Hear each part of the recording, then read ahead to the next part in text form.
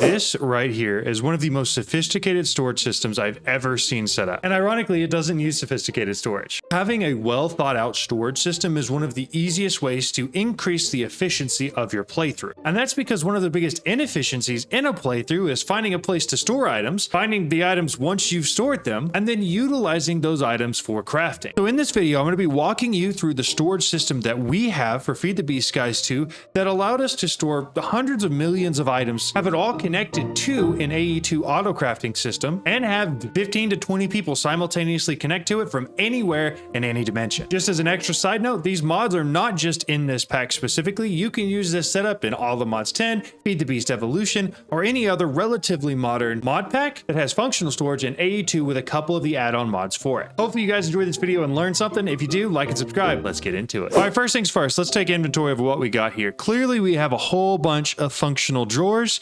We have an AE2 system right here that allows us to access our terminal. And on the backside, we've got some extra stuff with an ME controller and a whole bunch of these quantum rings. Those will come into play a little bit more later. So obviously the storage system that you're going to want to build for yourself is going to differ a little bit depending on your needs. But for the most part, what I'm going to be showing you here is how to connect all the key parts to store not only a large number of single items, but also a large number of different items, and how we handled those two things differently. Now, if you're anything like me, when you start playing a mod pack, you tell some of your friends about it, and then they realize that they want to play too, and suddenly you're left in a position where you need to set up a server. Now, if your computer doesn't have the technical capacity or ability to run that server while at the same time playing Minecraft, you're probably going to look into server hosting options. And if you've been watching any of my videos for any length of time, you know that Berrybyte has been a fantastic supporter of the channel. So if you are looking for somewhere to host your server and support my channel and the content I make at the exact same time, take a look at the link at the top of the description. Berrybyte has affordable servers at basically any price point. If you realize that you didn't pick enough RAM or a strong enough CPU, you can change that. They offer one-click setup where you pick your pack and it installs the server for you. And they have server hostings all across the globe that you don't have to deal with high ping. You can host your server in a location that's closest to you. But in order to make it an even easier choice, at checkout, you can either use code JohnHall for $5 off or JohnHall20 to save 20%. Y'all go show Berrybyte some love. Let's get back to the video. All right, so we're back in the compact machine.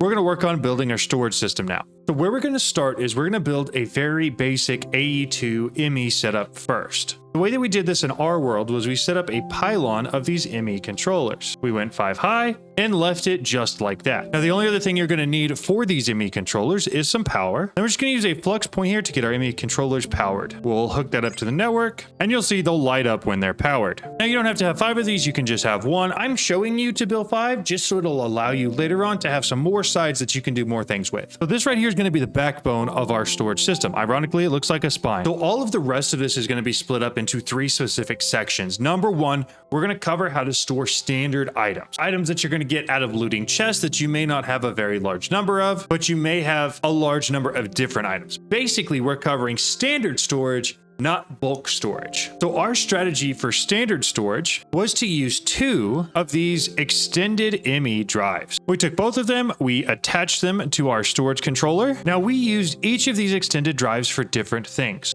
The first extended drive, we added somewhere between 10 and 20 256K ME disk drives.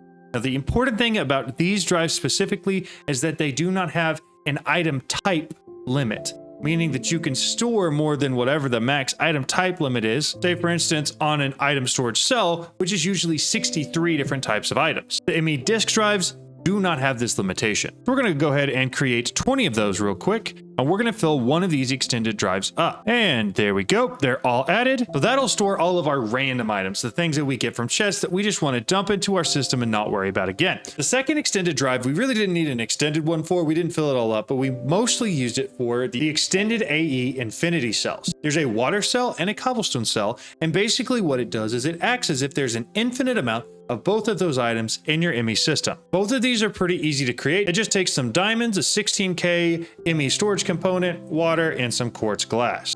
That'll get you your cobblestone cell, and then your water cell is basically exactly the same, just 3 buckets of water instead of the lava. Once you have both of those, you can take them, you can throw them right in here. And some other packs will actually have more infinity cells for a whole bunch of different items. They're worth making, throw them in here. So next up, you need a way to access all of those resources and all of the cells that you put in there. There are a couple different ways to do this. We're going to get into the wireless access later on, but at the beginning, and certainly at least somewhere, it's worth having at least one ME terminal that is actually placed in the world that you're not going to be reliant on power or anything else like that for. So throw yourself down an ME flux glass cable, put yourself an ME terminal on that, and you'll see it opens up and you can put stuff directly into your storage. And as you start to put items into your terminal, it will start filling up the disks. However, these disks right here will not fill up very fast at all because they can store an incredible number of items. So that right there is everything you're going to need for your standard items. Your tools, your armor, all the random things you're going to collect, you can throw directly into there. So next up, we need to cover how we're going to deal with our automated materials, or the bulk materials that we're going to be creating from our farms or different things like that. The easiest method to handle that is by using functional storage. Functional storage drawers allows you to do two specific things that are incredibly useful for utilizing and managing your resources. And we'll get into exactly what those are in just a second, but the first thing you need to create is a storage controller from functional storage.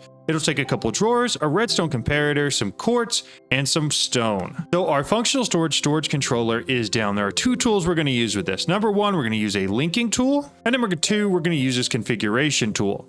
Now, by itself, this storage controller does not do a lot. However, what you can do with it is you can add a whole bunch of different drawers that have different functionality. But before we do that, we're going to crouch, right-click on the GUI of this drawer, and you'll see that there are some options here where we can add range upgrades. We're going to go ahead and do that. So let's grab 4 of these diamond upgrades that we have for functional storage. We'll shift right click, we'll throw all 4 in there, and that will just mean that basically anywhere we want to around this storage controller, we can connect things to it, which again, I'll show you how to do that in just a second. So first things first, we're going to throw down 30 of these oak 2x2 drawers. We're going to throw down 10 of the fluid 2x1 drawers. We're going to throw down 10 compacting drawers and 5 simple compacting drawers. This should be just about everything you're going to need. So to start, just start placing all of these down. In our playthrough, we did it sort of like a wall, and that made sense to us, but you by no means have to do it that way. The only reason people usually do it this way is because it allows them to visually see what items they have and the number of those items that they have. All right, there you go. So before we walk through what each of these drawers do, let's walk through how to connect them and how to configure them. So let's start with the linking tool. If we take the linking tool and we shift right click it,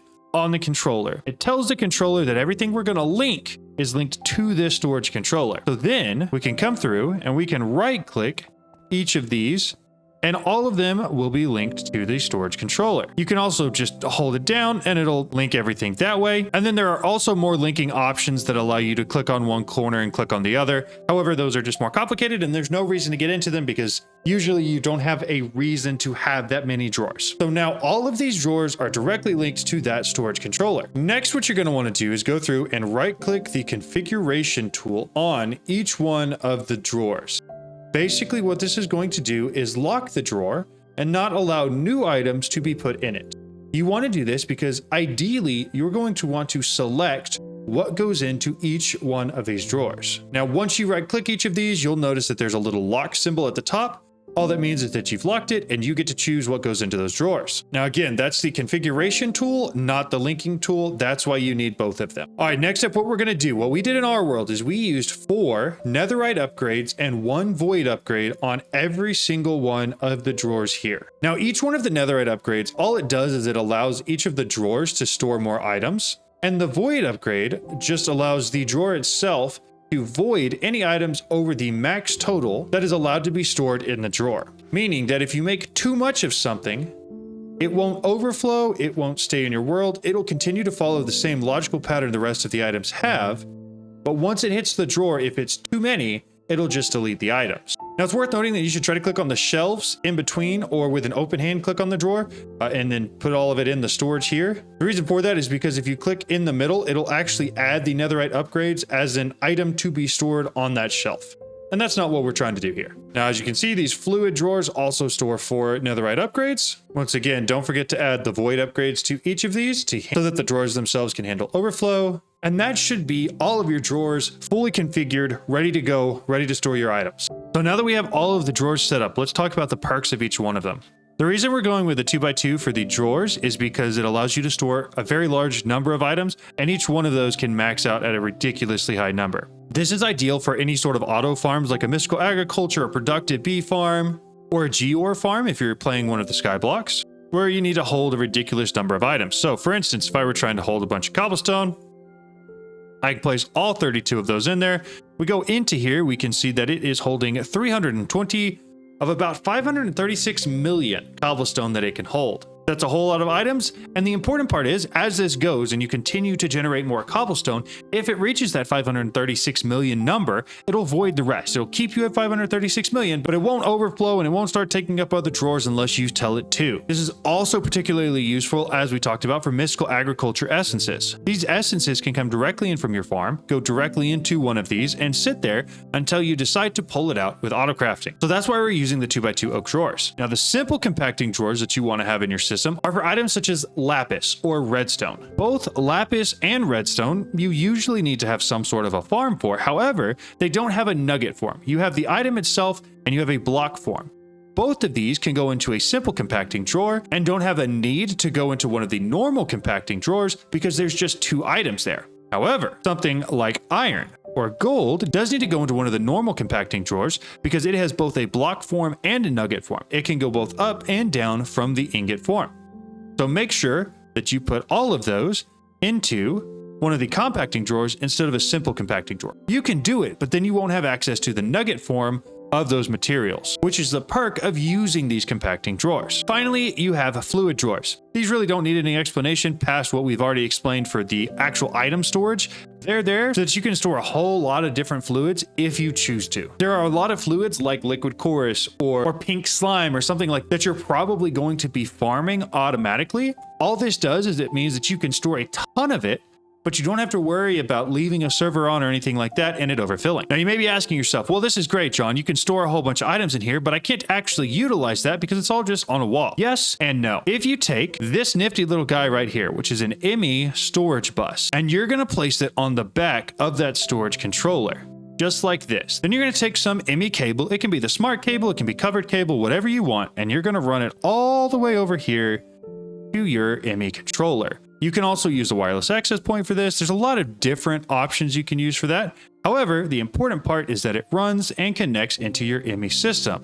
What you'll notice is that all of the materials that are stored inside of these drawers show up in your IMI system, which means that all of those materials can be used for auto crafting when you set that up with your IMI system. Now, there is one important note that I want to make about this.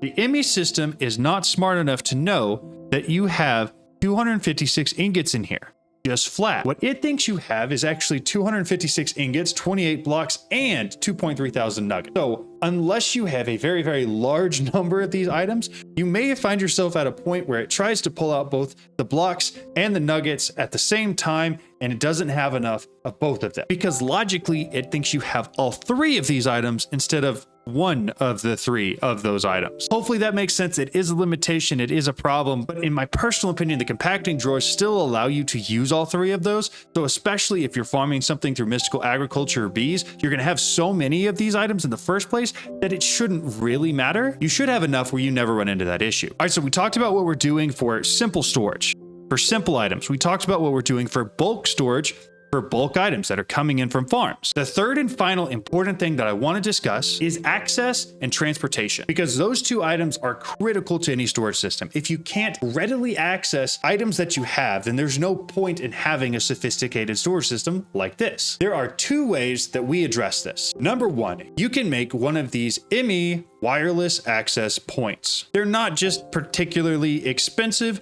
All you do is you take them, you're going to plug them into an IMI cable, and then it needs wireless boosters inside of here to increase the range. I highly recommend, if you're going to be doing this, that you go ahead and work your way all the way to the infinity range booster. There's really no reason not to, as it allows you to literally access any of your items from anywhere in any dimension. From there, you can craft wireless universal terminals. There are really 3 types of wireless universal terminals. You have pattern encoding, pattern access, and crafting. So we're gonna go ahead and make one of each of those. We got our pattern encoding, our pattern access, and our crafting. And the cool thing about it is you can take 2 of those, throw them in a crafting terminal, and it'll combine them and give you a terminal that has all of the aforementioned upgrades. This guy now has pattern encoding, pattern access, and crafting terminals. I recommend having some player charging for this as it makes it a lot easier, but then what you're going to do is come over to your wireless access point and you're just going to drop it through, and that will link it to this ME system. You'll notice if I open up that system, it now shows me everything that is inside of here. Now, I will say that takes a lot of power. This guy right here is going to use quite a bit of power in order to provide you that infinite range. The second option you have, which I personally prefer a little bit, is called a quantum ring. Now, for each one of these quantum rings, you're going to need 8 of the quantum ring items. So we'll go ahead and make 8 of those. It's a multi-block structure, so make sure to set it up just like this. And then in the center, you're going to need one of these ME quantum link chambers. So take your ME quantum link chamber and place it right in the middle. You'll see it all snaps together as a multi-block. Next up, make sure that you have a cable connected to it so that it's plugged in and powered. Finally, in order to use that quantum ring, you're going to want to take an ender pearl, a singularity, and some TNT. Drop them all on the ground together and then light the TNT. I'm using tiny TNT so it doesn't actually blow holes in anything. And it's going to create you 2 of these quantum entangled singularities. Now, the reason there's 2 is because they're a pair. One of these is going to go inside of the quantum link chamber. The other one is going to be used with this guy right here, a quantum bridge card. You can open up your wireless universal terminal, take your quantum bridge card, throw it in here, and it allows a slot for one of these quantum entangled singularities to be added to it. So this right here basically acts exactly the same as the wireless access point. If I were to take that booster out, open this up, I can still access all of my stuff because my universal terminal is connected through this link chamber. Now, the second thing that's worth mentioning is wireless access for the functional storage controller. The easiest way to do this is by using a controller access point. If you have, say for instance, an Inferium farm just like this, that is feeding itself into something like this, a storage controller, you can actually swap this block right here out and instead have it push everything into a controller access point that you then use the linking tool on and make sure you still have your same controller linked. You're going to right click it onto this controller access point, reconnect the item pipe, and it will now start putting all of the Inferium that we're getting directly from here into our storage system here. So now what this system is going to do is it's going to pull all of the Inferium essence out of this chest here through the entangled block into the controller access point. And then once I assign one of these squares like here to be used for it, it'll start putting all of the Inferium essence in right there. Now, the next thing you could do is like we saw here, I've got an oak drawer that I did have connected that has a bunch of Inferium essence in it.